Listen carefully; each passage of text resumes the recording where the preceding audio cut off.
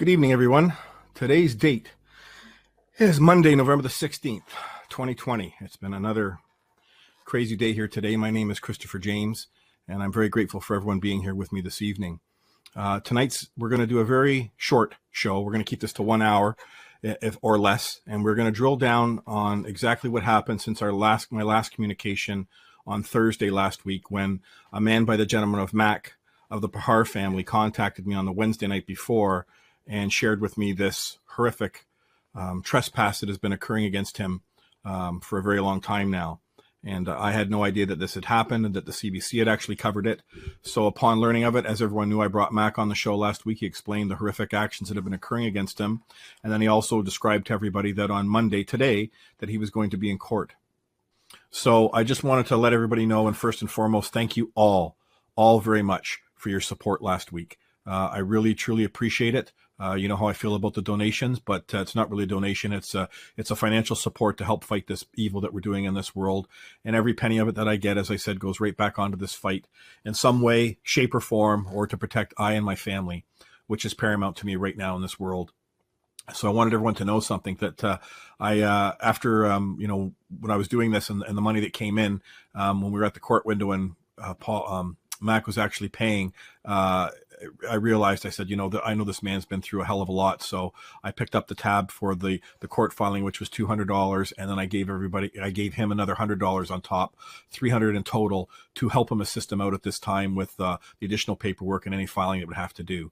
So I just want people to know that, okay, that, the donations, that's what I mean. I use them where I can use them to help with these fights at this time.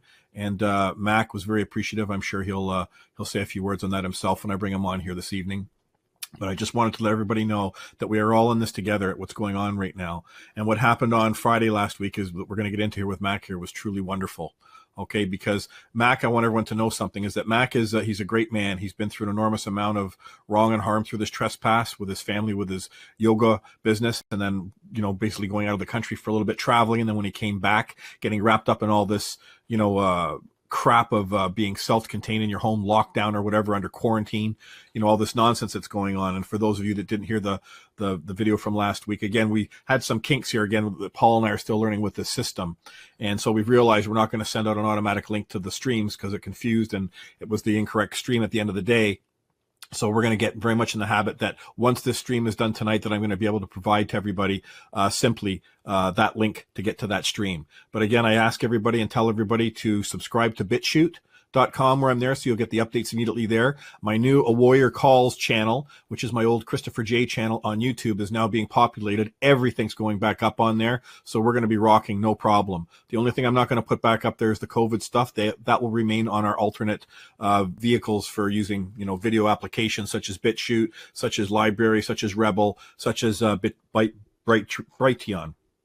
So that's the update on where we're at with that side of things, with the back end of my infrastructure. When my YouTube channel got taken down last week, everything happens for a reason. And now I'm going to come back stronger than ever. And this is the perfect timing right now for us to really get all our ducks in a row so that we're ready for this fight that's now before us. So before I bring Paul on, again, I just wanted to thank everybody so much for your continuing support. It means a great deal at this time. There's a lot of, how should we say, pieces of this puzzle now that are moving in parallel. I'm going to follow up again. I'm going to be doing another live stream on Thursday this week, Thursday night. I'm probably going to start doing them every Monday and Thursday, and then maybe try and slip one in on the weekend sometime, or even before that point I will do, because it's very important that as this pace quickens right now, that everybody is kept up to date and up to speed in real time and what's going on. And now we have two enormous case files that are now before the people in our country, and one is in British Columbia and one is in Ontario here, Milton, Ontario, with the Sekleski Court. And I would just like to follow up quickly with that we had another communication from the, I guess you'd say, the man that's acting as the trustee still for this property of Michael's, this estate. And there's been another check of over $33,000 that's been given to one of the people surrounding this that should not be taken out of this fund and this trust at this time. So they continue to pillage that. And the status that we're on with that right now is that after our last communication that we had, that the communications went directly to the two people acting for the Service Corporation at the highest levels of Canada as the Justice Minister, whatever it is, the Chief Justice, and then also the man or woman who it was acting as the Chief Justice at the Ontario level for the Ontario Service Corporation. Okay, so they received their communications as well as the two governor generals surrounding the Kleski case. They have not responded back to us other than that they've confirmed that they've received it. And we have not still received any communication from Kendra. That's the woman who trespassed ultimately on this initially at the Milton Courthouse, who's acting as justice, who was the one that was basically saying, we require of you in the next 15 days to submit, your paperwork, your communications in order to justify, or to basically argue the point why this should not be thrown out under the rules of civil procedure. So as we know, the rules of civil procedure remain a sticking point here. And boy, have we got a really great discussion to share with you tonight with Paul. So without further ado, and just so everyone knows, we're going to get back into, I really miss doing the opening videos for these discussions to help sort of set the tone. So I'm going to start ensuring that we get something up for you at the beginning of every show. That's just a little bit something to gather everyone, to quiet everyone's consciousness and mind before we get into these conversations. Okay. So what I'm going to do right now is I'm going to bring on Mac. Mac, are you there, my friend? I'm here. Good to see you. How are you feeling tonight? You got all rested up now? Up and down. I'm looking forward to another good night's sleep. It's been quite a energetic up and down day. Yeah, for sure it has. So let's just, let's go over this, Mac. And again, I appreciate and thank you very much for being here this evening. So everybody just knows, you want to just give them the quick background on your business that you had and what led to this, condense it, in about 30 seconds.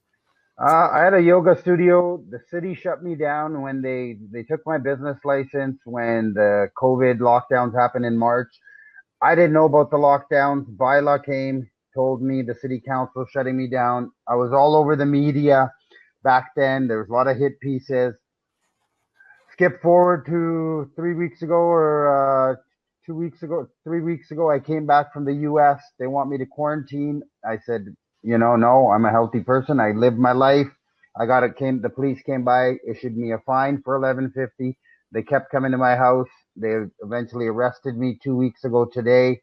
11 o'clock at night coming home, threw me in a slammer. Nobody knew where I was. I got bail at the end of the next day, but I couldn't make a phone call. So I spent 3 more days in jail because I couldn't call anybody to get me out. And now I'm facing charges of violating the quarantine as well, plus 2 $1,150 fines and 3 counts in their quasi-criminal court system. Right. Well, that's great. Well, thanks for bringing everybody again. For those who missed the show last week, please go back. Come on, everyone, now that I'm thinking of it, that video got finally uploaded to BitChute.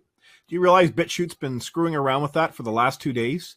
That link? They're not, it says still processing. Working. That's right, saying still processing. And that's the second time I've tried to upload that to BitChute. So they've definitely got a mark or something on my account here. So again, like I say, that's why we're going to have these other platforms rolling out. And I just asked people to bear with us here. I had a major shot last week when the YouTube channel went down, but now we're going to come back and ensure that everybody's got a much more fluid connectivity. Paul and I in the back end again. Hi, Paul. I don't see you there, but thanks so much for being here. He's the gentleman that's providing this incredible software and streaming platform for us, up to 10,000 people. And Paul has just been incredible at supporting Jesse and I over the last 6 months. He's a wonderful man out in Edmonton. And again, I tell him all the time, I love him like a brother, and he's really been incredible in helping and supporting and bringing this truth forward. So again, as always, Paul, thank you. So let's get into this. So after we talked last week, again, thank you for coming on on our discussion last Thursday, Mac. You and I hung up, and then I had a little bit of work, I guess you could say, to do. I hadn't started creating, again, I just found out about this on the Wednesday. So what happened was that I started creating the claim for Mac after the conversation. I think I finished it up around 6:30, 7 o'clock in the morning, Friday morning. And then Mac and I talked around 9 o'clock his time. And then we started going through the paperwork. So let's walk everybody through here, Mac. First the process, and then we're going to get into the paperwork. We're going to actually show them. So when I contacted you the next day, I gave you the filing that we did, which was actually, I might as well bring it up on the screen here now. What we have before you here, let me just back this up here. Okay.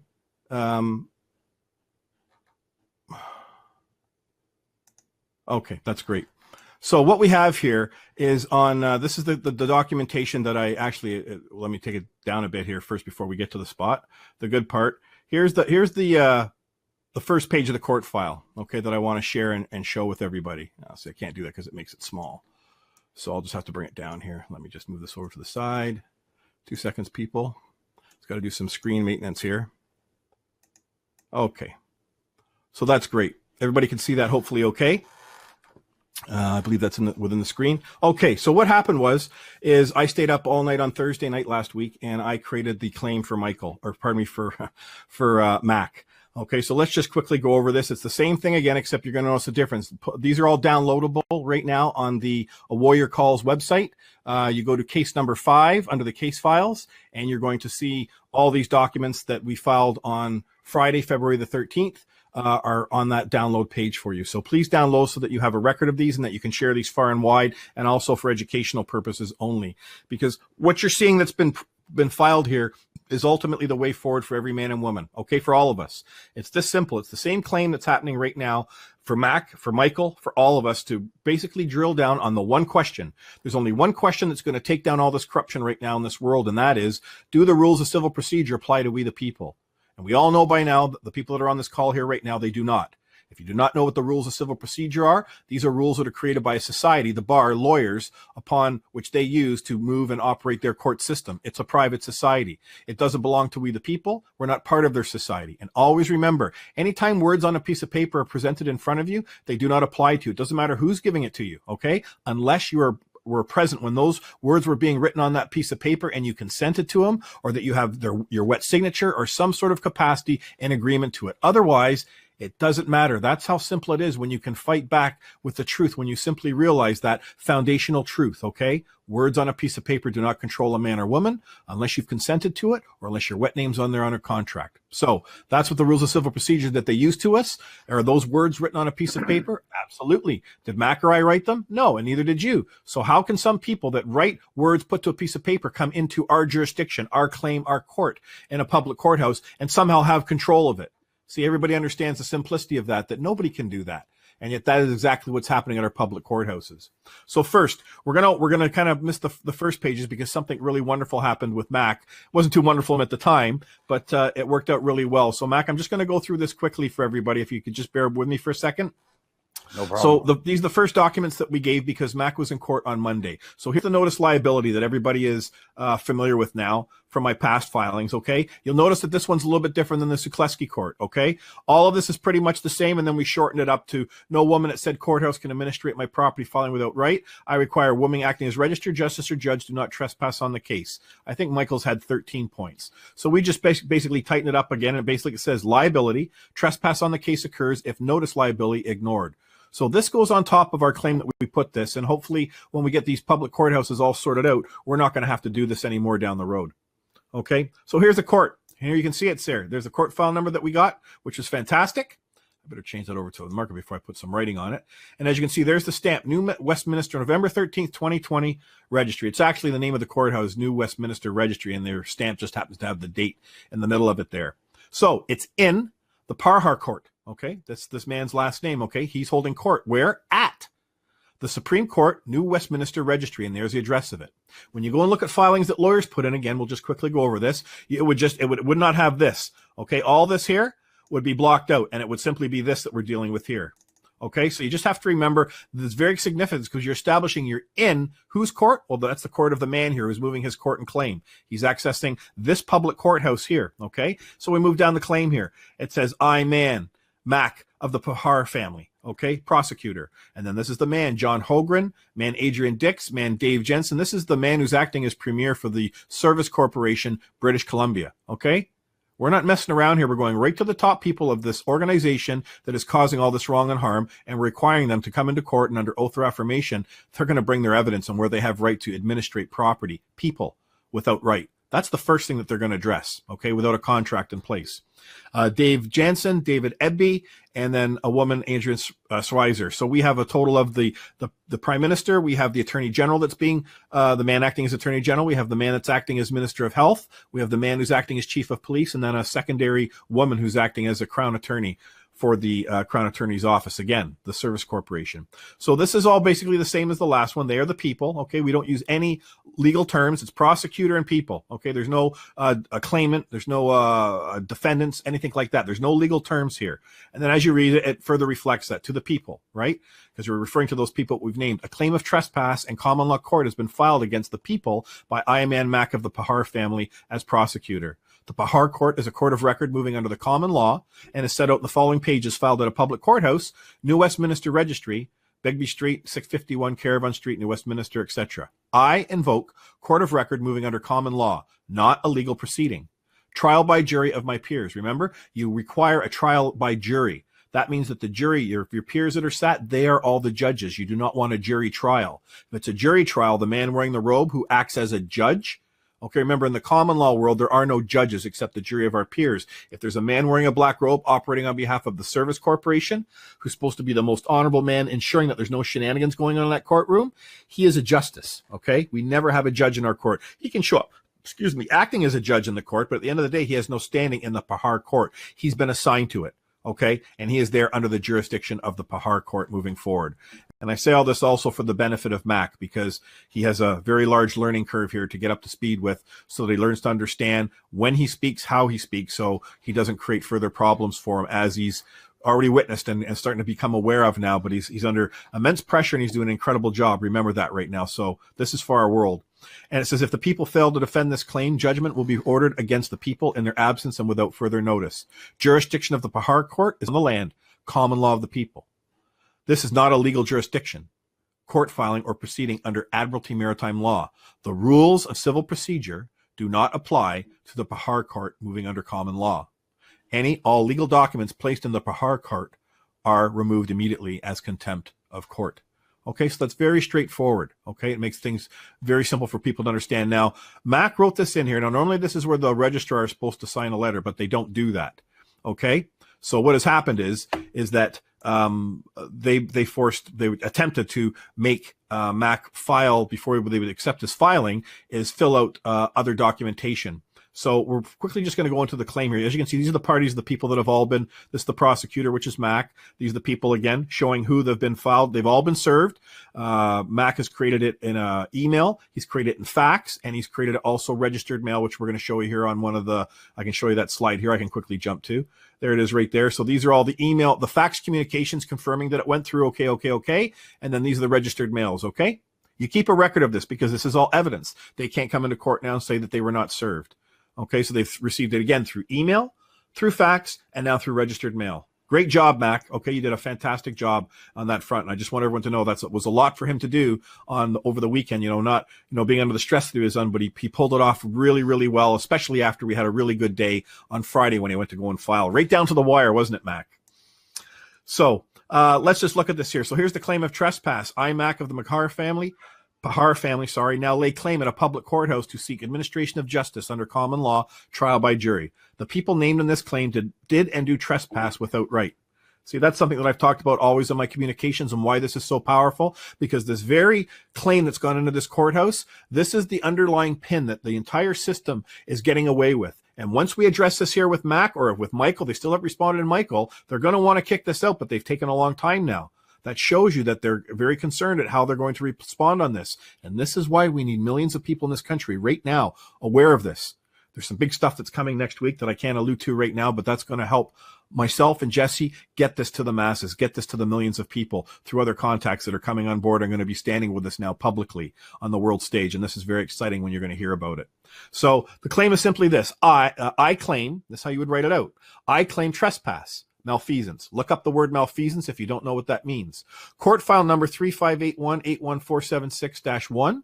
That's the court file that they used when they locked him up, kidnapped him, basically trespassed against him, and were administrating property outright when he was in jail for 4 days. That's what that court file number all relates to. Also, it was the court file number that he went to court to this morning that we will talk about. The two FC numbers, those are offense notices that he was given by the Service Corporation actors, agents that believed that he was somehow bound to their rules or codes, and that he was somehow bound to some contract that didn't exist, which again we address here in our communication. People administrate property, Ayman Mack of the Pahar family, without right.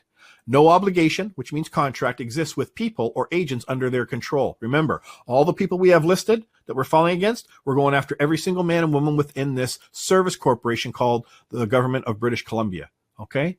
And these 5 people that we've got at the top, it basically covers the majority of people that are involved in all of this. Remember, the health minister is the one that's putting all these edicts out. You've got the attorney general's office that is enforcing thing with their crown agents. That's who Mac was dealing with today in the court. And then you've got the top man, John there. He's the head of this whole organization. He's ultimately responsible, no different than Justin Trudeau or Doug Ford, for every agent and officer under their control and command. Okay? So see that this keeps... says my connection's low at the moment here. Come on. It shouldn't be low. Come on. Let's go. Let's go. Come on. I guess they must be doing this to us intentionally or something. I do not understand why my bandwidth is low here, because I've got one hell of a fast fiber feed here, Paul. So this should not be doing this with this system. So obviously it does not want us to show these documents, which is awfully nice of them to do.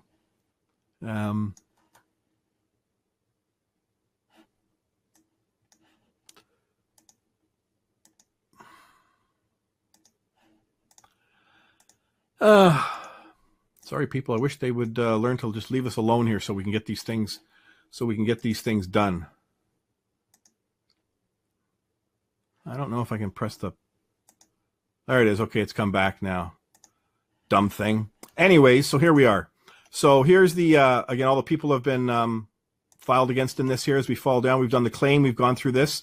No obligation contracts exist with the people or agents under their control. No obligation contract exists. Quarantine Act or any code, statutes, bylaws apply to I. See, what's been written here, this applies to every man and woman listening to this in this world.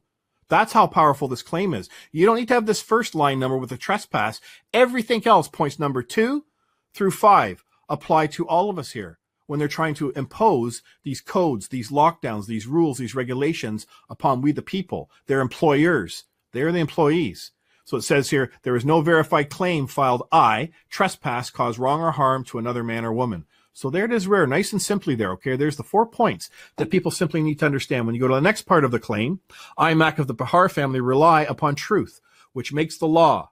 Without required evidence produced, number A, no man or woman is property of another man or woman. This means that they have to come forward and they got to produce the evidence that's counter to these points here. That no man or woman is property of fictions, corporations, or public servants. That no man or woman acting in any capacity can administrate property without right. Remember, it doesn't matter if they're acting as a judge, if they're acting as a police officer, if they're acting as a court clerk, if they're acting as the registrar at the court window or a bailiff. Nobody can administrate property. That's your property here without right. Okay, unless you're breaching the peace or something like that, well then, yes, everybody has a duty to address that man or woman that's doing it, but that is not the case here. And then it says contract, obligation makes the law between people, all right? And it does. Unless you've got a contract with people, that's the only thing that allows them to move this forward. Apologize for this. This thing is really, really, really not liking this. And then the very last line it says here is that exhibits A, B, and C attached, which we're going to address here, okay, are going to address. Come on, I wish this thing would come in here. And then at the very end, it says exhibits A, B, and C attached, which we're going to show here shortly if this computer comes back on. I will swear under oath or affirmation that all herein said be true. And under full liability and penalty of perjury, I, Man Mac of the Pahar family, place my seal thumbprint on this common law filing, public record, on this day to seek justice of said trespass as claimed. Okay? So it's very, very powerful in simply how this was written. So as we get into this here, come on, let's go. I wish this sucker would come back. These are the 3 exhibits that we're using, exhibit A, B, and C. And A, B, and C. There we go. We'll have to work on this, Paul. Totally not liking that. So anyways, this is exhibit A, all right? Exhibit A was simply, this is the release order that came from when Mac was actually released from the court, from the jail after he'd sat there for 4 days. And he talked how horrific that was. That's the first exhibit. The second exhibit is the first offense number. And then the second exhibit is the next exhibit number. And then that's it. There's the people again that are all written down. Sorry, I should move that at the bottom there. But then there's the last page of the claim. So there's your claim. It's only a total of, 5 pages, I believe it is. 1, 2, 3, 4, 5, 6, 7, 8. It's eight pages with the actual exhibits at the end. Now, what is this part here? Are you there, Mac? I'm here. Okay, so Mac, let's tell everybody here for a second. Let's just quickly go back to I think see if we can share. If I get this out of the way here for a second. Let me turn it off. Okay, you want to tell everybody. So what happened was we got the documentation all created, Mac, and then now came Friday, okay? You had to go to the courthouse. First, we tried to do what to file this? How did we try? We had two options, didn't we? What were the two options to filing this? Online or in person. Okay, so we tried to do the online thing, didn't we? We did. It made me register for an account. It was showing up that I could possibly submit it online. It was only showing small claims court, but to do any other filings, you needed to do an account. So I went through the process of creating an account, but then it told me I had to go in person somewhere to actually show my physical ID, whatever 2 pieces of government issue ID. Well, I'm in a time crunch and I can't do that. I got about 2 hours. I got to get to Staples to print really good quality copies and get there. So that wasn't an option. So I had to rush around in traffic and go to Staples and print it out, and having technical difficulties and, all this kind of stuff. And that just so everybody knows too, is that Mac's not alone when, this particular situation happens. It happens to all of us. When you're under the gun, this is the crap that happens. But Mac stood strong. He remained calm, and we got it done. So we need to explain to everybody, Mac, as we walk through this process now. So if other people are going to do this, how many copies did you make first initially? 2, right? Of the claim. Of the claim, yes. Yeah. You take 2 copies because the object when we go to the courthouse is that we had to get this claim filed. Why did we have to get this claim filed? Because Mac was in court today, and I wanted to make sure that he didn't walk into that court completely, he can't just be going into court talking. You don't do that in your world. And I've told everybody you have absolutely no standing in their world. They're going to argue with you all your life. The only place that you have standing when you have power is in your own court. So it was important that when Mac walked into that public courthouse today, Monday, that he knew that he had that court established. So you have 2 copies made. We'll go back to Friday. He gets into the courthouse room. He's in front of the court clerk. Now, first and foremost, you were talking to the court clerk for how long before you called me? Right away. The guy looked at the paperwork, said, I don't know if we can accept this. I have to ask my supervisor. So when he walked away, 30, 40 seconds, I called you right away because I figured there might be an issue. Okay. And of course there was. So explain to everybody what you witnessed after that man walked away. And I'm on the phone now. You were talking to me over the phone saying that there were other people. A lot of people were starting to look at this now, kind of figure out what should we do, right? Yeah. So he went to a desk, I guess, to talk to a supervisor. And then another man or woman, I can't remember. 3 of them were around the desk in the open area. And they talked for well over 5 minutes, between almost 10 minutes. Then they went to an office, like somebody that had their own office, and he went in there, and then a bunch of people joined him. There was maybe 5 people in that office, and they were in there for a good 10 minutes or so. And then the supervisor came out. She was very nice and pleasant and said, we can't accept it like this. You need to use our paperwork. We tried to tell him, ask them. Christopher was on speakerphone. Hold on, hang on, back up a sec, okay? Just remember, okay? There'd already been other communications before it, so they came back to Max stating what? That you called me and you said, Chris, that they're not going to allow this because I have to fill out the forms, okay? That was when you first contacted me. So I knew right away that they were trying to force forms on Mac to sign. Again, as I teach everybody, those forms are all, which you're going to see here in a second, are all in a legal capacity. And I've taught everyone you do not use their forms. So what had happened here? This is the problem, okay? And it's nothing against Mac. It's Mac. This is all new to Mac, okay? Which Mac also said in front of him at the court window there, which we don't do, right, Mac? We don't let them. He knows this now, okay? You don't let them know it's like poker. You got to understand this. Until we can get all this garbage out of the way with the rules of civil procedure, it's unfortunately a poker game, and you've got to have your game together. So if Mac's not there, you say as little as possible. Pardon me, if Mac's not at that level, or if you're not at that level, then you have to say as little as possible and stand behind your paperwork, understanding that it's a public courthouse. Okay, and that you have a right to access it. So what happened is that once Matt called me, he says, Chris, he says, they're making me, I've got to use these forms or whatever. And he knew from me talking to me that we don't allow them to put anything over our claim or allow them to use any forms to change the jurisdiction. So Mac went, and he proceeded to tell me that all these meetings were going on, and we were having a little bit of a laugh, say, well, they're going to come back with something and whatever. Well, who came back was actually the court manager. Was that correct? The court clerk, the head clerk? She was that guy's supervisor. I don't think she identified herself, but she was definitely in the supervisor or manager position. Yeah, she was. I do not know why this is doing this, why this keeps shutting us off with our things, but this is really, really frustrating. They must be doing something, but at least people can still hear us, hopefully, at least, which is good. So I'll continue talking here. So it was the manager of the court. All right. She was a supervisor that was there that oversees ultimately what gets filed into the court. And now at this time, Mac has got me on the phone. He's explaining to her that I'm the counselor at law. He wasn't quite sure actually what to refer to me. You kind of got put on the spot there. So like I say, there were a lot of firsts that Mac had to do with under enormous pressure at that court window, but he did a great job. He remained calm. So what I worked out, and I made it crystal clear to the woman that I tried to explain to her, I said, this is a public courthouse. And she said, yes, it is.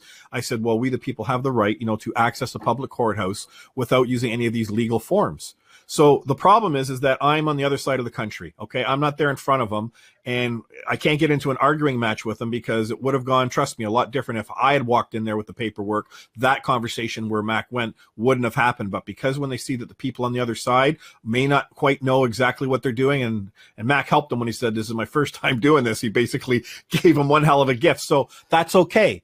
So what I said, fine. I said, get the forms, provide them to Mac here. And I said, just so you know, this is what we're going to do. I says, I'm going to write across the top of this form that I use this form only for the ease of court clerk filing purposes. Okay. It's important you understand that.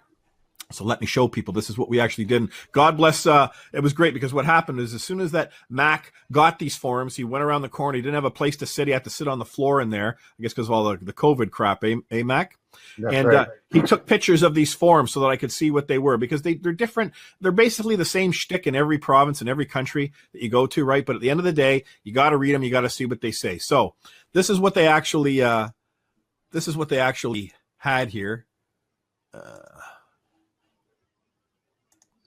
Okay, so everybody can see it. So here's the form here that Mac was given. All right. Now, as you can see, he writes at the top here, I use this form only for the ease of court clerk filing purposes.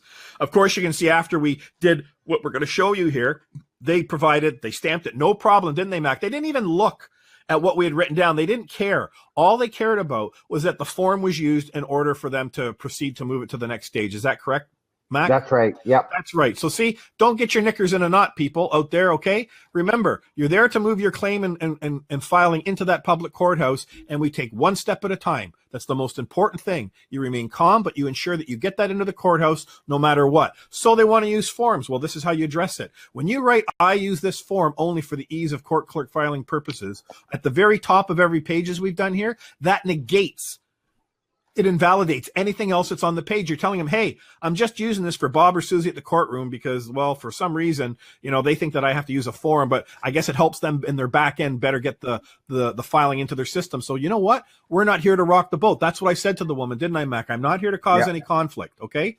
I remained honorable at all times, talked to her, killed her with kindness, right? Told her, thank her very much. We really appreciate this. It's important what we're doing here. And the staff was absolutely wonderful. But see, they've got registered in their head that they got to use their forms. So as you can see here, as we started getting into this, I had Matt cross out, this is supposed to be, again, it's like the form that you would use online, and then you would make your claim for someone who doesn't know what they're doing normally. But the lawyers, they fill it out exactly as my claim is on that you've seen below, but they didn't want to do this at this courthouse. That's fine because, they weren't sure. Obviously, they had a problem understanding my paperwork, not realizing that it doesn't matter whether they understand it or not. A man's property, his claim has come into this public courthouse, and they have a duty and obligation to see that that process moves forward. See, they were actually going to deny this man a right to access the courthouse unless he used these forms. And if Mac used these forms and we didn't write on them in the capacity that we did, even though we didn't address every little thing on these pages, all right, they would have used these forms to drag him into a legal world, because that's what these forms are all based on, as we're going to read it here. So you write that across the top, right? And it asks you for all the stuff between that. No. See, filing, we crossed out plaintiff, we crossed out defendants, right? We write prosecutor, people. just like it looks at our clerk. If we had more time, I would have had him write, but see, you don't have enough time for all this crap in their world, and who cares? Our claims behind it, we're just going to use this form for the ease of their clerk filing purposes. So once you start reading down, it says this action has been started by, it says the plaintiff. See, there's a legal world. For the relief set out in part 2 below. Well, no, it's a man. We crossed out the rule 222-3 of the Supreme Court. Civil rules applies in all forms. Applies in all forms or to all filings, right? So see, here what we have in Ontario, it's the rules of civil procedure in which I've drilled down on, okay? Here at this court, which I didn't know because I didn't see their forms ahead of time, but it doesn't matter. I've claimed in Mac's paperwork here, it's the rules of civil procedure. They write it up as the Supreme Court rules applies, okay? Well, it's the same thing. Who wrote those rules, right? It's another man or woman that's working for the service corporation. Does that man or woman come forward and claim that Mac is property or I'm property or Michael property or any other man or woman hearing this? No. Back to that very first thing we talked about. Words on a piece of paper do not control a man or woman. So that's why, again, you have to draw this out. So we basically just skimmed through this. This is brutal for me to read like this. I apologize. But I'm in the small screen, so I don't have to see ugly mug with these dollar glasses. So you can see we didn't do anything else down here, because we wrote at the top. Then we go to page 2. I use this form only for the ease of court clerk filing purposes. All right. Again, he crossed off claim of a man. Part 1 statement. Now, this we walk through. Using numbered paragraphs, set out a concise statement of the material facts giving rise to the plaintiff's claim. Remember, I tell everyone, and I'm trying to share and show everyone and the importance, and now I'm showing you in real time the proof, the evidence, and the facts, that when truth is present, very few words are required. Most people would write a lot of stuff in here. We didn't have to when you understand the power of a few words. So when it says, set out a concise statement of the material facts giving rise to the plaintiff's claim. Again, we don't have to cross it out. We already crossed off plaintiff a man. So what? We missed it there. We're just trying to assist them at this time because we know there's going to be a man or woman in the black robe that's going to be reading this, okay? So it says trespass, and the second part is administrating property without right. How many times have you seen that? The relief sought, restoration of property, trial by jury to address any and all punitive. That's pretty simple, eh? Part 3, legal basis. Nope, it's lawful. And then using the paragraphs, a concise summary of the lawful, cross out legal, basis on which the man does rely. See, they had it in which the plaintiffs intends to rely, okay? 1, property administrated without right. 2, trespass without obligation contract. Boy, isn't that simple, right? And then you look at, so you have to learn how to read through these when you see the words that they're putting down in front of you. Again, I just did this for the benefit of the man wearing the black robe that's going to see this as the form being submitted along with our claim or being filed with it to help further give him, a heads up before he gets into my claim and you really punch him between the eyes, so to speak, with the truth. So it goes down to the next part. He crossed off plaintiffs, prosecutor's address for service, because that's what he was doing. Fax number, address for service, it's all in our filing. The place of trial, we put that in there. It's very simple. Again, he writes on the next part of the form page, I use this form only for the ease of court clerk filing. Well, he forgot the purposes that time, but that's okay. I guess we were in a rush there. And then he signed his name. You put the word NA here. See how he puts a square bracket? Okay. That means that anything that exists within here doesn't actually exist on the page. And we further hammer it home because the NA stands for non-assumpti. Okay, look that up. I told you that last week, so you'll learn what that is and why we apply that there. And then he writes underneath what that signature represents is IMAC of the Pahar family. Okay, then there's other rules and stuff. And then we just looked at the last part quickly again. Again, I wasn't going to cross out every little thing and do it. We're just trying to help their process so they can quickly run through it and say, okay, this is what it's about. That's what that form's ultimately for. Okay, for the man or woman in the back room there, that when they get the filings, they go, okay, what court system is this going into, right? And that's what this last page is addressing, is it concerning a vehicle accident, medical malpractice, another cause of dispute concerning contaminated sites, construction sites, real property, personal property. Remember, we don't use that word personal ever, right? That's why I crossed it out. So I used their form and said, hey, I'll write out personal injury, put a trespass arising out of property of I, a man. See how simple that is? So it lets the man or woman reading it know exactly what the claim is about. I use this form only for the ease of court clerk filing purposes. Hey, we got it again there, Mac. Beautiful. And then it's just one thing put out here. This claim involves, you don't leave it at don't know. We just scratched that out and ticked it off and went common law. And that's how simple it was. The second that Mac went back to the court clerk, did you have any problems, Mac, filling that out for them at that time? No. Yeah, that was real quick, wasn't it, my friend? Yeah. So that's the first part. The next part here that I want to show everybody, just so you're... I think it's frozen. Your face is frozen and the screen's frozen. So that's ultimately what Mac and I Mac and I have done. Okay, we've done the initial filing and we got that in. What, about 10 minutes before they closed the window on Friday, Mac? Yeah, there was a lot of pressure. I thought if it takes too long, they're gonna lock the door and I won't get my claim in. It was like 10 to 4 or 5 to 4, right at the wire. Yep. Getting it in. And they gave you no problem, didn't they? Once you came back and they could care less what you wrote gibberish on that forms that they gave you. They were just more than happy to put it together with your claim and then file it into the system, correct? Yeah. So that's what I want people to know. Right away, and then they were ready to collect the money, and that's it. That's right. And for the record, what was the fee so people know that it cost to file? It cost $200 to file, and I appreciate you sending me that money. And it cost $70 in the registered mail. So thank you so much for passing on the donations to help cover the costs of registered mail and filing this. I really appreciate that. It does help out. Thank you. And thank you to the people out there that donated. And again, thank you everybody for your support last week. That's why, it's very important that we're able to turn around and use these funds where we need them to. And I know that Mac and his family were very appreciative, and it didn't have to cost them anything out of their pocket. And that really made me very, very happy to be able to do that for Mac. Muted. Yes. So Monday, 9 a.m., no time. The court registry opens at 9 o'clock, and I needed to get paperwork into their file, letting them know that I'd opened another court, my own court. And I had notices. So I stood my ground with the JP. She kept trying to get me. Hang on a sec. We got to go back, and we've shown people the filing. Now we got to show them the notices. Okay. So after that was a key thing. We had to get the filing in, because then once we got the filing in, the notices that we were creating at our end, we can put that together in the package, and then that's what the registered mail went out in. That's what the email went out in, and the faxes. Correct? That's right. That's right. So let me just quickly bring this up. Hopefully it's not going to be another big puss. You know what? I won't use the language, but let's do this for everybody here. I'll remember that decision. It's, I bet you it's Firefox that's doing this. So we'll go through this quickly. Here's the notice. The notice is when he's appearing. Remember, he's appearing in court this morning. We believed it was supposed to be in front of this man acting as Just Daniel M. Steinberg. Wound up being another justice, but it doesn't matter. Whoever received the paperwork knew damn well it was coming in. And this is what we wrote. Notice appearance, okay? It's regarding trespass, malfeasance, fraud, extortion, terrorism. These are the court files again. Notice appearance. I, man, Mac of the Pahar family, give notice appearance. I appear only as a man. I am here to accept any and all verified claims before this court, not complaints or offense notices from people who work for a service corporation which no obligation exists or my verbal consent. Okay? It's important. See how simple that is? I don't know who these people are that gave me these tickets.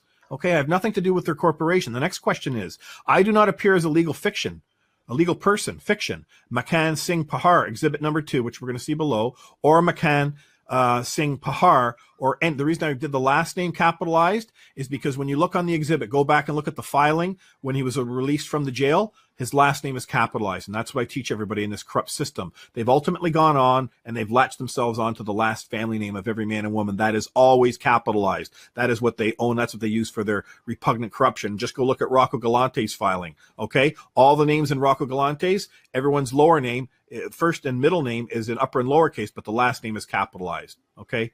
The Legal Society makes the case for me. It says, so written or typed configuration of my name without contract or consent. I do not appear pro se, in person, or as property of a man, Daniel, on November 16th, 2020. Okay, they probably swapped Daniel out at the last minute. This is what they do. They put these judges in at the last minute, and they're going to do it the next time he's there. They'll always have a new man or woman before them so that they figure that they can't get any type of, trespassing against them because they're only there for the one case. It doesn't work that way. It says, I do not appear pro se, in person, or as property again of the man. I appear under duress with verified claim in court. This is where it's powerful. There's the court number that he's filed, established to correct this trespass. I will swear under oath or affirmation, all herein said be true. Now, these are the notices that you give. I teach people, you do not speak in their court. Okay, you provide these notices ahead of time into their court file so that when the judge opens them up, they have them there before him. But in this case, we didn't have enough time because I got this given to me under the gun, so to speak. Mac had to address this on his own the morning of court. He tried to get this filed into the court file ahead of time. He was unsuccessful. And then when he brought it into the court, we have the auto recording of that, but Mac is going to acquire the transcript of this as well. And the funny thing is, I'll just finish this notices up. Remind me to talk about the audio. So here's Exhibit 2. This goes right in with the first notice, right? Legal person, persona, corporation created without my consent. Right, and there it is there. There's the birth certificate as we talked to everyone about. This is evidence of identity theft. And it simply says, evidence of identity theft, creating a corporation with my given and family name without my knowing or consent.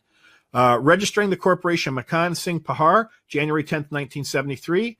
Right, that's where it says registration date right there, January 10th, 1973, which is always different than when you're born, right? Why aren't they the same? Well, because they're registering a corporation without my knowing or consent. And finally, created by people acting for British Columbia, a service corporation, without my knowing consent. So that's the first simple notice, 2-page that went into them. The second one is jurisdiction. Jurisdiction, again, we wrote these all under the impression that it was going to be Daniel M. Steinberg, the man that was going to be appearing in the black robe. But again, it doesn't matter who appeared. They all received these documentations. So again, it does it again. Trespass, malfeasance, the court numbers, blah, blah, blah. Now it's notice jurisdiction. It says, I am Mac of the Picard family. Now give notice jurisdiction. Okay. Firstly, I challenge jurisdiction of this court. So he's standing there as a man saying, wait a minute. And he's putting it in writing. He didn't speak this in the court. He put this all in writing so that he's remaining honorable, so that he doesn't have to speak in the court, because their courts move on the papers. Okay. You stand on your square and you don't move. You say, all my communications are honorably before this court at this time. I have nothing further to say, which we're going to get into here shortly with what happened with Mac here today. The second point is, no verified claim exists by a man or woman that I, trespass, cause wrong or harm. Remember, that's required. For a court to be moving against any man or woman in this world, there has to be another man or woman on the other side of that court that's pointing across to us, that's saying what? That we've trespassed against them, that we've caused them wrong or harm, that we're in breach of a contract, or they've got a bill of particulars where we made all this damage, right? None of that exists in this case that they're trying to move against Mac.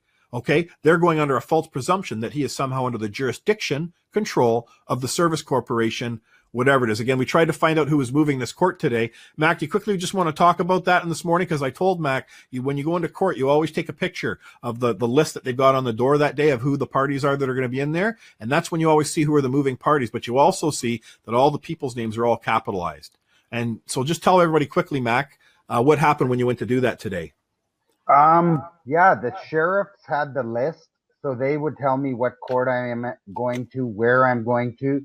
I couldn't find a list. When I asked to take a picture of the list, the sheriff told me, well, it's got private information. It's the sheriff copy. I can't take a picture. They're not going to let me take a picture. So I was unable to take a picture. They told me you can find the daily court list online. When I came home to check the list online, they've removed it. They're so criminal, it's not available online, today's court list. That's right. I think they know what's happening. Oh, they do. They do. The gig is up, and that's why I wish to God, like if Mac had, and we also need to tell everybody, well, I won't put the cart before the horse because I want Mac to talk about what happened today.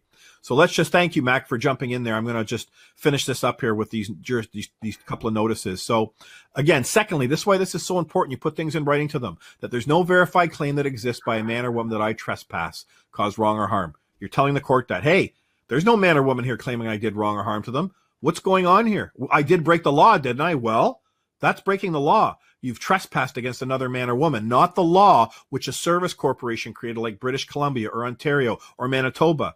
Okay, this needs to start sinking in with everybody, understanding the simplicity of what's going on here. Imagine if McDonald's is putting all this stuff, saying that's their laws and stuff. Well, you would understand, well, you know, the laws that people that work for a service corporation called McDonald's, well, that doesn't apply to me. The fact of the matter is that nothing that a man or woman puts to pen to paper applies to me unless what? You consented to it, or you've got your wet signature and there's some sort of a contract. And that's simply what that secondly does. Thirdly, the Quarantine Act, written by people who work for government service corporations. Okay?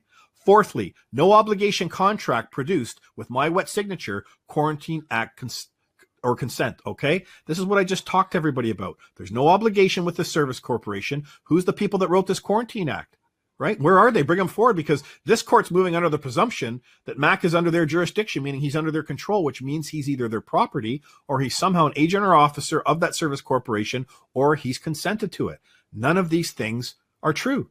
So how are they moving this court against him? And this is what they don't like being brought out into the light. You're going to find out why, what they did to Mac today earlier. Fifthly, who created, see, there's that word I teach everyone, who created Quarantine Act claim I property have obligation or again consent. See how powerful that one line is? I nail him with who created the Quarantine Act, who claims a property, where's the obligation, or where's the consent? all in one line. You don't need no 191 pages of crap that Rocco Galante writes, okay? And believe me, I'm going to be drilling down on Rocco Galante in the near future as well, because I've had enough of all this deceit that's going on in our country and our world. Everybody get it in your head. The bar you do not go to. They're the last people that you want to use because they do not represent the truth in this world. They do not represent the living man or woman. Okay, they represent the colossal level of fraud, and it's nothing more than a theater that they are exposing to this world and keeping this theater going on, confusing and convoluting the situation further. Okay, there is no justice in the legal world, and there never has been, and there never will be. So quit going to lawyers, quit supporting lawyers. Okay, even they're saying, well, lawyers are trying it in their world. It's just a theater. You know, the definition of insanity is, as Albert Einstein says, is doing the same thing over and over again and getting the same result. Okay, so at what point do we learn the people that these lawyers do not represent us, they represent us? Remember that. Sixthly, without obligation or consent produced, words written are of no force or effect. Everybody understands that. Words on a piece of paper do not control a man or woman. That's how you write it very powerfully. And lastly, seventhly, I born free, man, Mac of the Pahar family, as record shows, Exhibit 1, which we'll get to. See, it's very important that you see that I born free, not birth.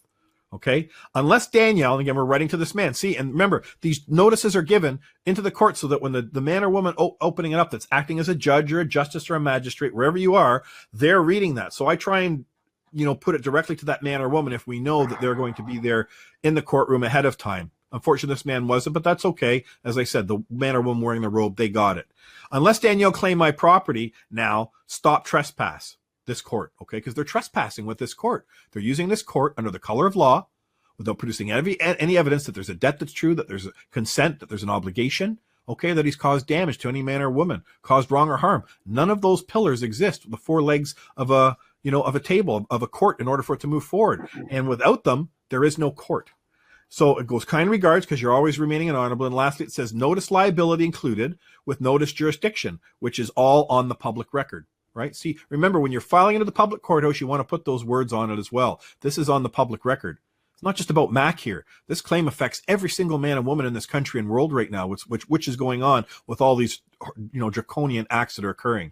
And then there's basically Exhibit 1. Okay, there's the original copy. There's his birth record that he had in here, and that's the notice jurisdiction. And then the final one is notice trespass. Okay, and this he just included this one to everyone: John Horrigan, Adrian Dix, everybody at the government or whatever. Right there again: trespass, malfeasance, kidnapping, fraud, extortion, terrorism. So you just have to use one word, trespass, because that's what that trespass covers. All of these things we are simply able to prove be true. Okay? There's the court filing numbers which we're relying upon in which these actions, this trespass occurred. Notice trespass. Greetings, John, Adrian, Dave, David, Adriana. I give notice trespass, right? I claim. There it goes out again on the screen there. Pricks, pardon my language. Trespass. Exhibit Pahar Court claim filed November 13, 2020. So with these notices that the Justice of the Peace got this morning, also we were giving to them at the same time, was the claim that we filed, okay, with their forms. All that the first document went over, that's what was included with these three notices: notice appearance, notice jurisdiction, and trespass. So that's why you put that in there. Trespass. You're showing them, hey, buddy, I made a claim about this. I'm not, pardon my language, pissing around here. There's a verified claim now before this court that these people have trespassed against me, and these people that have trespassed against me, well, that's actually foundational to this court that you're moving against me. See, this is why you put them all on notice. Quarantine Act, written by people acting for Service Corporation, British Columbia, right? Again, I claim. Quarantine Act, written by people acting for a Service Corporation, British Columbia. That's what you're claiming. That act is written by people that are acting for a service corporation, right? I, not property of any man or woman acting for service corporations or at any time. See how simple that is, yet see how powerful that is?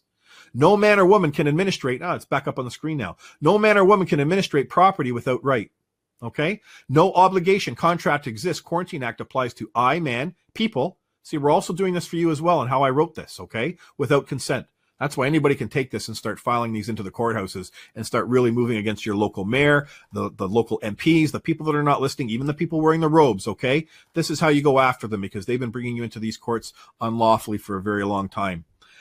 Written verifiable proof produced post haste required with wet signature for findings of facts and conclusions of law. That's what you require for them to produce, okay? Relied, said Quarantine Act or any act applies to I, man. No verified claim exists. That means verified, a man or woman's come forward and they're speaking on the record that's been filed in this courthouse with their wet signature that I trespass, caused wrong or harm to another man or woman. I will swear under oath or affirmation that all herein said be true. Kind regards, Mac. It's CC'd to him. Okay? And that's how simple this all is. Okay? It's that simple. So this is the complete package. Notice of appearance, notice jurisdiction, notice trespass. There's the filing that we got into the courthouse, which was, like I said, a total of 13 pages. And between their forms, they got 6 pages in just their forms, and we've just got 3 little notices at the back there. So that's how simple it is, people, that I want you to understand in moving forward and what we're doing. And Mac, I brought you back on here now. So now we've got these papers. They've been filed. They've all been faxed. They've all been emailed to them by the Sunday. Now we go to court today, Monday. Do you want to tell everybody what happened when you first got there, what you were attempting to do? At the court clerk window, you were trying to get these documents. I couldn't get in the glass door. You can get into the building, but then all their registry is behind more glass doors. Yep. So that didn't open till 9 o'clock. And the sheriff called me and said, "You're up next. You're up first."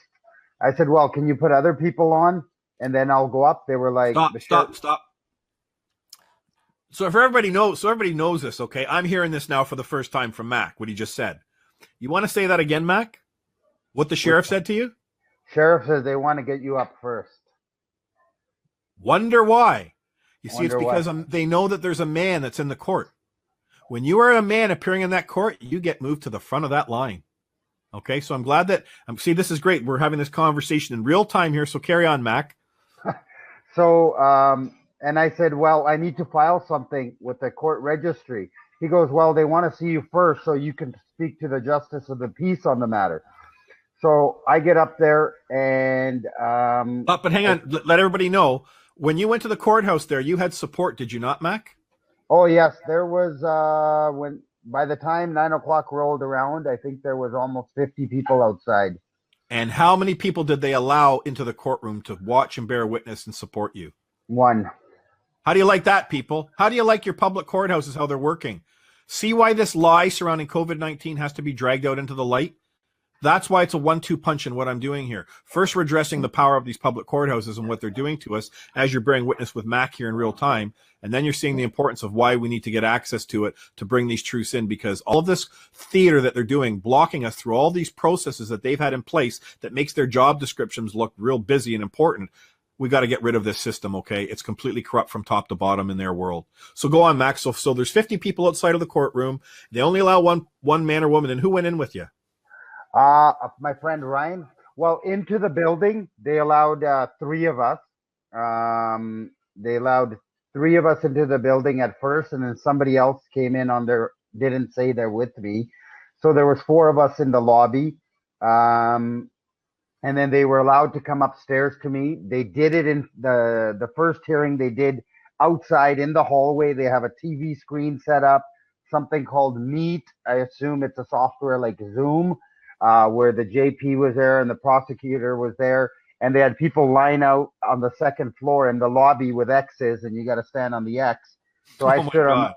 So hang on, let me just get this correct. I'm sorry, I didn't get all this from Mac before. So when you went finally in with the couple of people they let you go in with, you're standing outside of the courtroom in like the foyer there, and they've got a TV set up outside, and I take it the judge is somewhere inside there. So his transmission, and he's holding supposedly court with you out in the foyer. Yeah, it was a JP was a she. She. This is the first time the JP, the Justice of the Peace, they tried to have my hearing with the Justice of the Peace. I thought I was going to go in front of a judge. And then my friends, they told to stand on different X's. So they were keeping us separated. They called me up. I went in front of the screen. They tried to get me to ask if I had a lawyer or if I was ready for trial. I just said, I need to get this paperwork into the file. And she says, "Well, have you spoken to a lawyer about that, whether it's relevant?" I said, "I have this paperwork. It's gonna speak for me." So that was a little bit back and forth with her. She said, "Do you need to speak to duty counsel? They're down the hall. They can help you out for free." And I hang said on, hang on a no. sec, Mac. Hang on. This is why I say to people, and again, I tried to coach Max as best as I could before I went to this courthouse. There's not much I can do once he gets in there, right? He's on his own. But I was hammering home to him all weekend. You don't say anything else but what? My notices are before this court. I require them placed on the file and read on the public record. Something to that effect that we went over, right? So I know that there was some things that Mac was saying. He was not definitely using the word require to this woman. That's why she was still ordering him to do this and not accepting it. And that's why I'm saying you're always being tested as the mettle of the man when you go into the court. But Mac will learn this. It's not like it's an end game changer, and it's nothing for him to feel, embarrassed about or he did something wrong. No, he's learning here, and God bless him. He's doing this at, in real time for all of you as well, so that you can see that there's nothing to fear when you go into these courts. So she tried doing this, and obviously you were talking probably a little bit more than you should have in the wrong capacity, because I know you're nervous. But eventually what happened was what with these notices that they should have filed. At least you were talking, right? So all of this, as I said to them on the weekend, if they don't accept the paperwork in their court system, I don't care. Okay, because Mac is out there viva voceing in the foyer, in the bathroom, or wherever he is, where they're recording this. And they're going to have what, Mac, at the end of this? They're going to have a transcript, correct? That's right. That's right. So that's all that matters, is that we had a transcript. So, okay, so Mac, you didn't get any luck with them getting the notice in the thing, but also because what you were stating, they obviously didn't get jurisdiction. So what happened? Well, that justice of the peace said, okay, I'm going to move this in front of a judge in courtroom 206. So that at 9:30. Now that gave me half an hour, because this was like 9:03 or 9:04. So now that gave me half an hour. I went down to the registry, which was open now, and I told the provincial criminal court registry that this paperwork needs to go in my file before I go into, it needs to go in the file. I said in your file before I go into 206. So she looked at it. It didn't make sense to her, but then eventually she said, okay, I'll put it in the file. So, that was done. I went back outside to talk to my friends and supporters. And at 9:20, I went upstairs with my friend Ryan. We went over mentally what I'm going to say, what I'm going to stick to. I had my notes there, like that we talked about in our call yesterday. So I was I was going through those, making sure I would stay on point. And then about 9:30, we sat in the courtroom and waited for my name to be called. Okay, so that's good. So what had actually happened is that the reason that she moved this to another court, okay, is that she didn't get jurisdiction over Mac. Okay, that's why she was pushing it to a higher court to somehow get that jurisdiction over him again and get something done. So when you went into that court, that man also didn't accept the paperwork, correct? Well, this time it was another woman, actually. I don't know her name. And that's when the Crown came on TV on their screen and said, Adrian Switzer, federal prosecutor, I'm handling this matter. And I went to go stand up to walk in. So the guy, I didn't realize this at the time, but I realized this after. They called the guy in earlier. They paged him, and he came into the courtroom, went right up to the front where the chairs are, where the defendant and all that, they go. Let him know that he crossed the bar. That's what he did. He walked through the bar. There's that little swinging gate there, or at least there's an opening that people walk through to get to their seats in front of the man or woman acting as a judge. That's what Mac is referring to. So carry on, Mac. I mean, they say that's like boarding a ship. I don't know if that's true or not. So she started flipping through the paperwork, I think, and as I tried to walk up to go to where I normally go every time I go to court, past that all the way to the chairs, she stopped me and she said, stop right there. And I was like, whoa, I thought it was because of COVID, and I didn't clue in that another guy had just walked past it 5 minutes before, and I didn't clue in why she stopped me until after I left the courtroom. So she kept me there. And why did she do that? You know now why she did it. Is because she read. Remember, you said she was quickly going through the paperwork. So don't kid yourself. These people that are look, the justice of the pieces, the majority of them, they're appointees. Okay, they have no education in law or legal. But when they hand it up to a judge in their world, that's someone that's actually been to school, supposedly got enormous amount of training. They're the honorable people that are supposed to distinguish between legal and lawful. So what happened there was a tell with Mac. She realized with the paperwork, oh shit, I got a man in front of me here. Okay, I better watch this. But as I said to Mac, and again, and I don't say this to knock anything that he's done, this is the hardest part for me, is that when I put the paperwork together, it's bulletproof. It is tighter than a cow's ass in fly season, so to speak, okay? My stuff is ironclad, and everybody can simply use it and understand it. The problem is that the man or the woman has to be able to carry the day with that paperwork. You've got to understand the power in which you're wielding. The woman that was acting as the judge recognized it right away. But soon as they start talking to that man or woman, they recognize whether they're in control or whether the man or woman's in control. But still, nevertheless, the paperwork showed something very important. So carry on, Max. So she stopped you there, and then how did it proceed after that? The Crown prosecutor was speaking about the case, giving their briefing about the background of why I'm there. I violated the Quarantine Act, and she said, I've got paperwork received in my inbox. It looks like he's filing a claim against John Horgan, Adrian Dix, and myself, blah, blah, blah.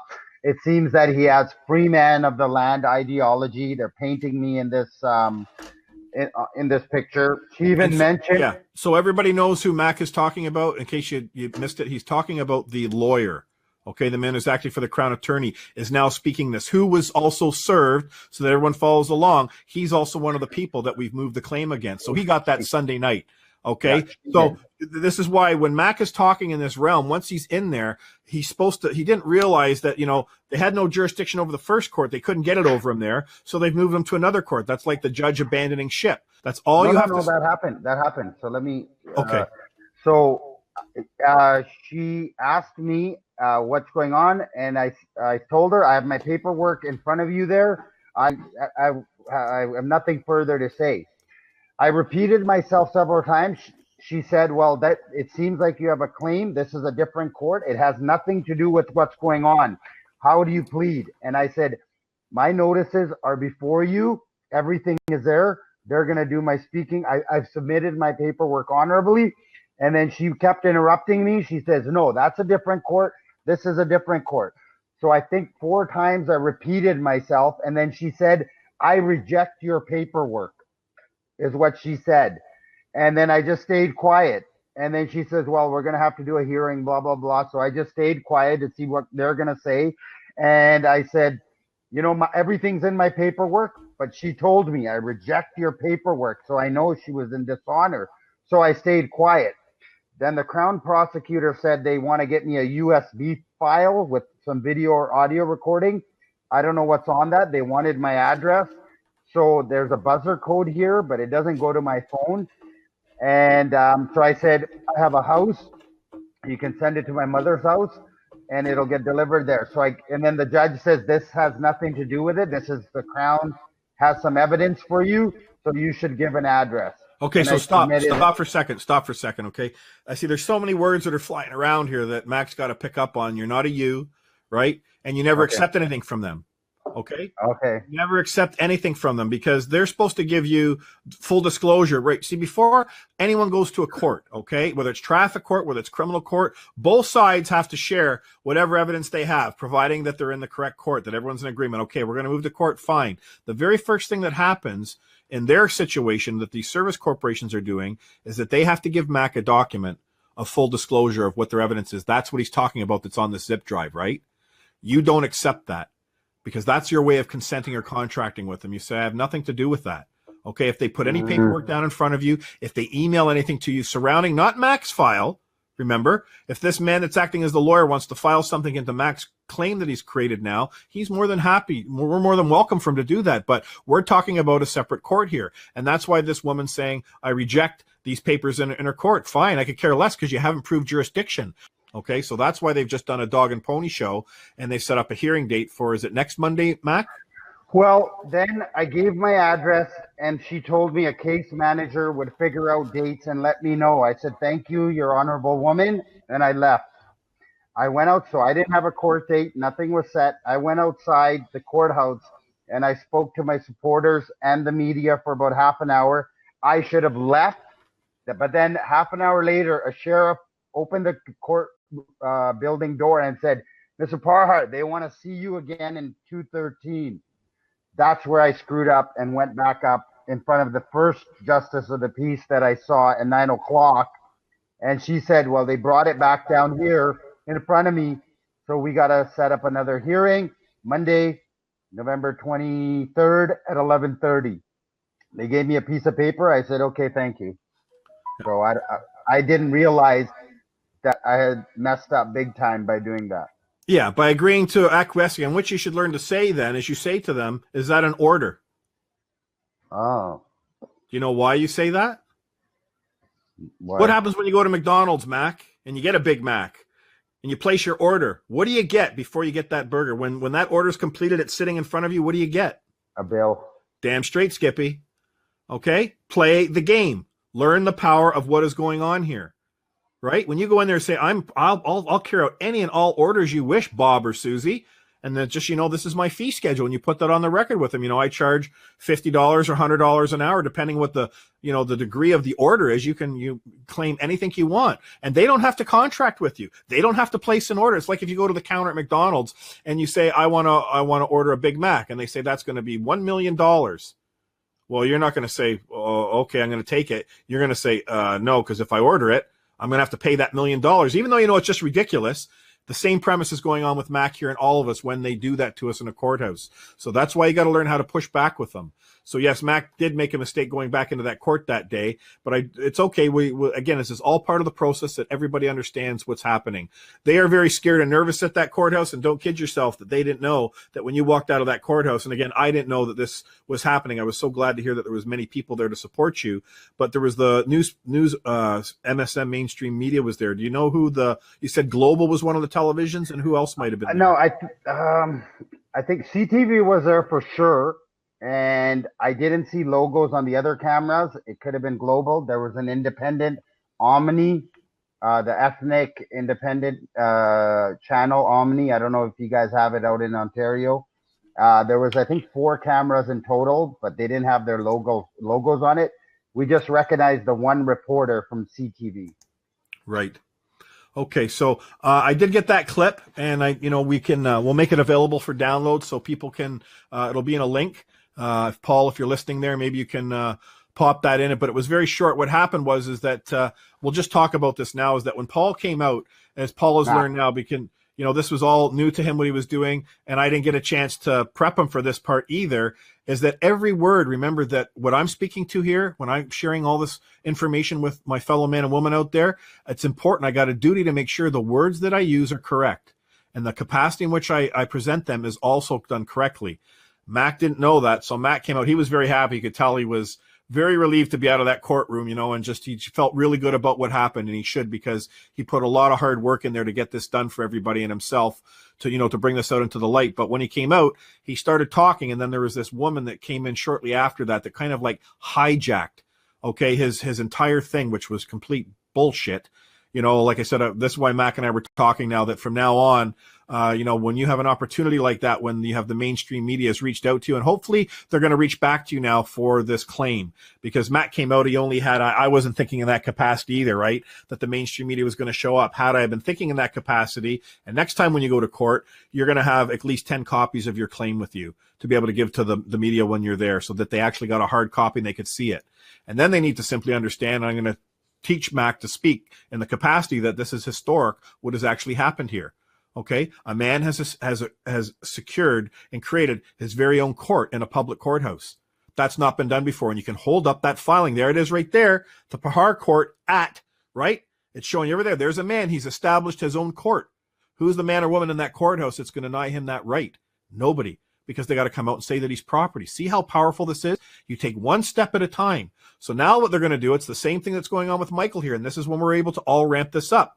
With Michael, I've got the 2 Chief Justices of Ontario and Canada up against the ropes. I'm going to be contacting them tomorrow with a very pointed letter and a conversation. Where are the evidence upon which you rely, the rules of civil procedure for these people at the Milton Courthouse that are trespassing on Michael? The same thing's going to start to happen with Mac here, okay? They're going to have to use those same things. It was no different than how the court staff, when he went to do the filing, they were forcing him to use their forms, because that's part of their process, that they've been ingrained and trained that this has to happen. So we have ways in which we can get past them, but there always comes that fork in the road where you do not leave your square. So when Mac comes out next time, hopefully there'll be much more attention there. Many more people also going there. Everybody should take this claim, these notices that have gone in, and you fire them off to every television station. You fire them off to the CBC. You fire them off to everybody that's around you so that everybody is aware that this is going on right here, right now in Canada. And it's very important that everybody puts their all eyes on this because the filing is deadly to them. Okay? They can't get around it. And as I said to everybody before, the second that Mac has a jury of his peers seated, 25 of them, we're going to go for a grand jury on this. 25 people, a grand jury seated. Do you not think that when they hear this evidence that's been laid forward, that has occurred to Mac and his family, the trespass, that they are not going to side with Mac when what? The obligations aren't produced. None of them are coming forward claiming that he's property. See how simple this is? You're exposing them for what they truly are. They're our employees. And nothing that they put pen to paper applies to us. Nothing that comes out of their mouth applies to us. None of these people wearing the black robes have jurisdiction over us. When we walk into that public courthouse, we are acting as the creator of all of this. And that's what you have to learn how to carry yourself. So next time we'll be much more aware foot. So next Monday, sorry again, Mac, what time is it again? 11? You're muted. I think you're muted, Mac. Yeah, it's 11:30 my time and 2:30 your time, Eastern time. Okay, so that's terrific. And I'll put out a notice later on this week when we do another live stream I'll be doing on Thursday for everybody as well. So this was a very wonderful process for us to go through. You'll be able to find the link hopefully online. Maybe Paul can upload it somewhere, put it somewhere. I gave him the link earlier. Maybe we can get something into the email communication here to everybody in the chat room so that they're aware where they can download and see Mac when he first walked out of the courtroom. Very happy, and I was very glad and honored to be able to do this with and for Mac and for our country at this time. It's the same stuff, people, everywhere that I'm explaining to everybody. This is the simplicity of it. The only thing we need to turn around this world is we need millions of people to see this truth. And that's what we need your help for. Okay, they can try and take down my YouTube channel, but the damage is done. This truth is already out there in the light, and what's coming in the next 2 weeks here is going to rock this world. Well, some of the people that were there was we should meet in public and be behind you as you're on camera.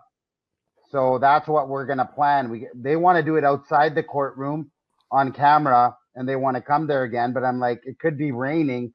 We should find somewhere undercover and then do the Zoom, or whatever that's called, meet. And then have the supporters behind me, and 20 of them were down to do that.